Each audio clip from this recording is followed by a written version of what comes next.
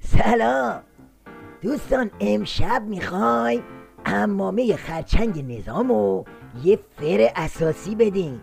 بگذریم از این که وضع و اوضاع آشفته نظام این تایر به سر ولایت مدار رو طوری فر داده که نمایش جمعه نظام رو به نمایش سرگیجه ولایت تبدیل کرده.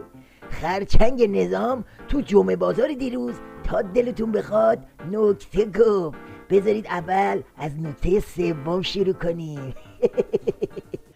نکته سوم مسئله مذاکرات هسته‌ای است.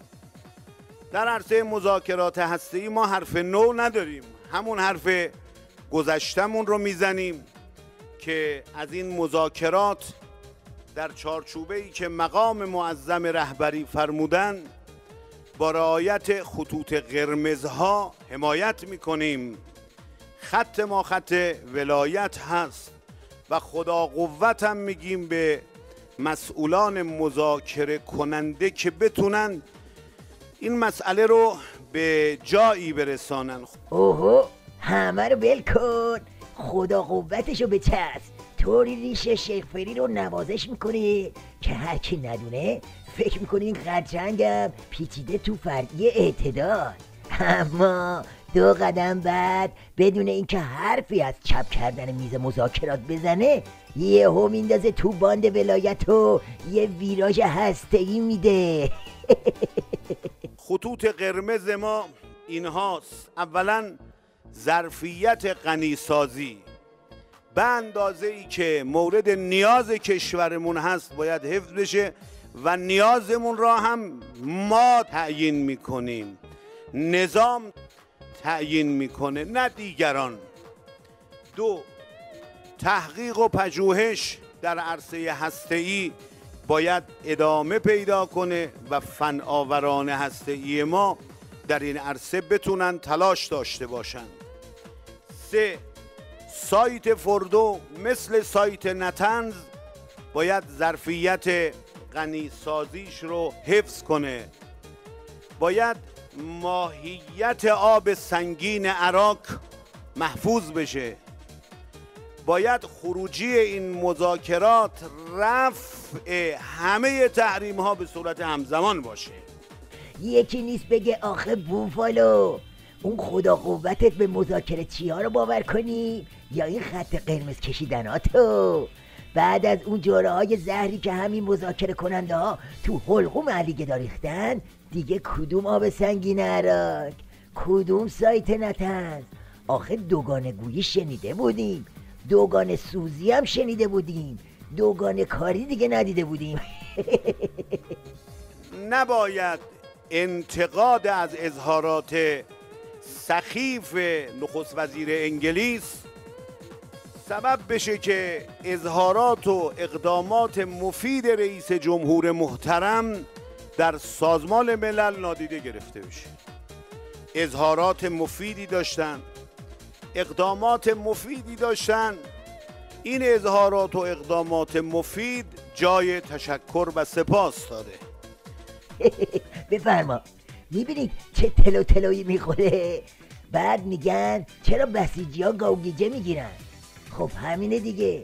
از یه طرف واسه اقدامات مفید شیخ فری پپسی با میکنه، از طرف دیگه تیغو از پر شالش در میاره و دکور صورت شیخ فری رو به هم میریزه. به کجا دارید میرید؟ یه جوری تیتر زدن که انگار سالیان سال حل میزدن، ثانیه شماری میکردن برای ارتباط با این دولت استعمارگر. تحول تدریجی در دیپلماسی. تیترها را دارم میخونم. طلسم مقامات بلندپایه ایران بریتانیا شکسته شد. رئیس جمهور ایران و نخست وزیر انگلیس دستان یکدیگر را فشردند. بهار روابط تهران و لندن، دیدار تاریخی در نیویورک. آدم احساس میکنه انگار اینا بیقرارن برای رابطه با این استعمارگران. حالا برای اینکه روشن بشه علت این فرفر بازی خرچنگ نظام چیه و چرا اینطور خودشو به یمین و یسار میکوبه. به این تیکه از ناله های وحشت زدش گوش کنید. آخرین مطلب رو هم عرض کنم. مسئله ائتلاف ضد داعشه. ائتلاف ضد داعش ائتلافی فریبکارانه، ائتلافی ریاکارانه هست و اهداف شیطانی زیادی رو دنبال میکنه.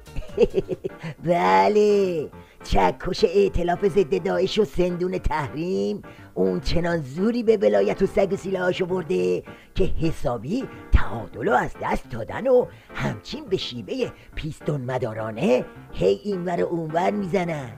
از اینجا به بعدم این اوضاع دلنگون روز به روز بدتر میشه. حالا چرا؟ چون فشار چکش و سندون بیشتر میشه. علی گدا خودتو واسه رب شدن آماده کن.